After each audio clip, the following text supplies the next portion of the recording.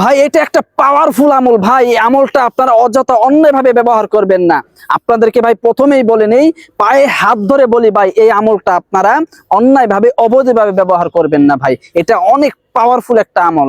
আপনি যদি কাউকে হালাল ভাবে পেতে চান, আপনি এই আমলটা করেন, একদম সাথে সাথে কাজ করবে। অথবা আপনারা স্বামী স্ত্রীকে ভালোবাসে না, অথবা স্ত্রী স্বামীকে ভালোবাসে না, এমন যদি হয়ে যায়, তাহলে আপনারা এই আমলটা করেন।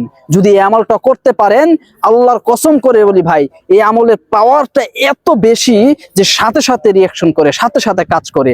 আলহামদুলিল্লাহ ভাই, আমলটা আজকে বলবো, মনোযোগ দিয়ে শুনবেন, আপনারা ভিডিওটা স্কিপ করবেন না, বুঝতে পারছেন? আর অবৈধভাবে এই আমলটা কেউ করবেন না, অবৈধভাবে করবেন না। খারাপ কোনো উদ্দেশ্য থাকলে আপনারা এই আমলটা করবেন না ভাই। এটা খুবই পাওয়ারফুল একটা আমল। আমলটা কি আপনাদেরকে আমি সেটা বলবো। যদি আপনি কাউকে ভালোবাসেন, আপনি মন থেকে পেতে চান, তাহলে আপনি বিবাহ করতে চান, তাহলেই কেবল আপনি এই আমলটা করবেন।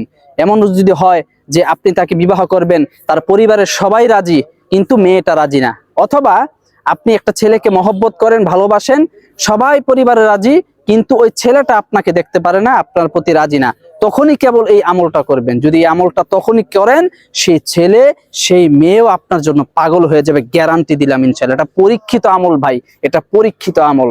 চলেন আমরা কিভাবে আমলটা শুরু করবেন। আপনার আমলটা শুরু করার জন্য অবশ্যই আপনারা 5 ওয়াক্ত নামাজ পড়বেন ভাই।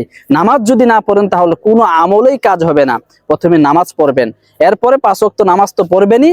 আপনারা সকালে অথবা বিকালে, সকালে ফজরের পরে অথবা মাগরিবের পরে এই আমলটা করবেন।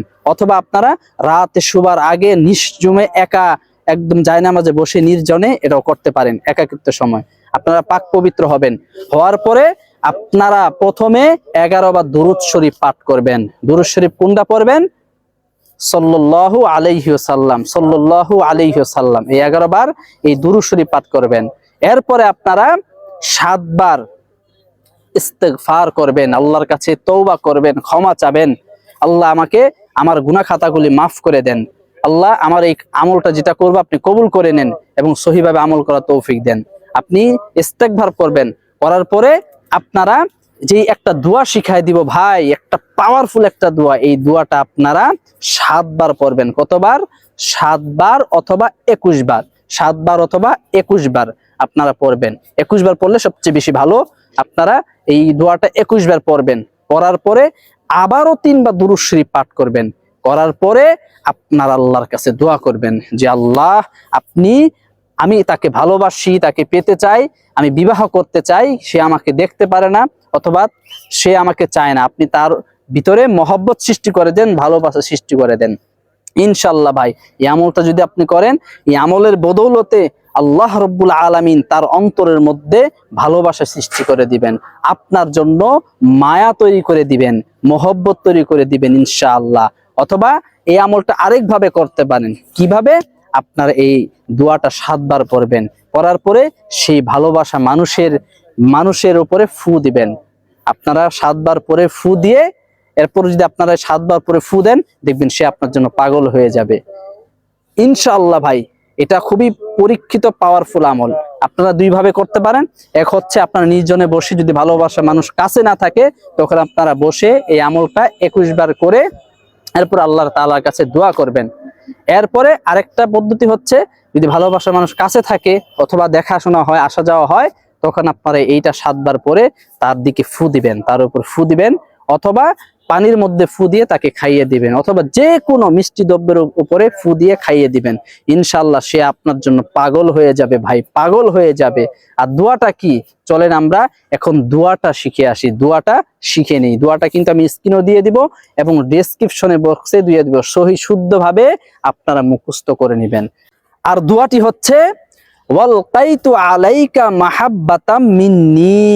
আবার বলছি, ওয়ালকাইতু আলাইকা মাহাব্বাতাম মিন্নি, ওয়ালকাইতু আলাইকা মাহাব্বাতাম মিন্নি। এই দোয়াটা আপনারা 7 বার অথবা 21 বার পড়বেন। পড়ার পরে আবারও 3 বার দুরূদ শরীফ পড়বেন। পড়ার পরে আল্লাহর কাছে দোয়া করবেন, ইনশাআল্লাহ সাথে সাথে রিয়াকশন হয়ে যাবে। অথবা যদি ভালোবাসার মানুষ কাছে না থাকে, স্বামী স্ত্রী বিচ্ছেদ হয়ে যায়, দূরে কোথাও থাকেন, তাহলে আপনারা কি করবেন? ওইখান থেকে আপনারা এই আমলটা এইভাবে করবেন। আর যদি কাছে থাকে, তাহলে 7 বার পরে স্বামী স্ত্রীর উপরে অথবা স্ত্রী স্বামীর উপরে ফু দিবেন। ওয়ালকাইতু আলাইকা মাহাব্বাতাম মিন্নি, এভাবে ফু দিবেন যাতে সে বুঝতে না পারে, এভাবে সুন্দর করে ফু দিবেন। ফু দেওয়ার পরে দেখবেন এটার অলৌকিক একটা শক্তি দেখবেন ইনশাআল্লাহ। তো বন্ধুরা আমার, এটা করেন, ইনশাআল্লাহ ফলাফল পাবেন। আল্লাহ পাক আপনার উদ্দেশ্যকে হাসিল করবে। আপনারা আল্লাহ তাআলার কাছে দোয়া করবেন এই আমল করে যে আল্লাহ, আমি তাকে ভালোবাসি, আপনি তাকে আমার করে দেন, এবং সে আমাকে ভালোবাসে না, আমার স্বামী আমাকে ভালোবাসে না, আমার স্ত্রী আমাকে ভালোবাসে না, আপনি তার মহব্বত আমার মধ্যে ঢুকায় দেন, আমার মহব্বত তার অন্তরে ঢুকায় দেন। এভাবে দোয়া করবেন এবং বলবেন আল্লাহ আমার উদ্দেশ্যকে, যে উদ্দেশ্য নিয়ে দোয়া করবেন আমার উদ্দেশ্যকে আপনি পুরা করে দেন। এভাবে যদি ইনশাআল্লাহ করতে পারেন, আল্লাহ রাব্বুল আলামিন আপনার এই দোয়াকে বিদ্যুতের গতিতে ইনশাআল্লাহ কবুল করে নেবেন। কারণ এই দোয়ার অনেক পাওয়ার রয়েছে, এই দোয়াটা আল্লাহ তাআলার কাছে অনেক প্রিয় এবং এটা অনেক শক্তিশালী একটা দোয়া। তো বন্ধুরা আমার, এই আমলটা অবশ্যই আবারও বলি, অবৈধভাবে কেউ করবেন না, খারাপ উদ্দেশ্যে কোনো করবেন না। ইনশাআল্লাহ এই আমলটা ভালো উদ্দেশ্যেই ব্যবহার করবেন।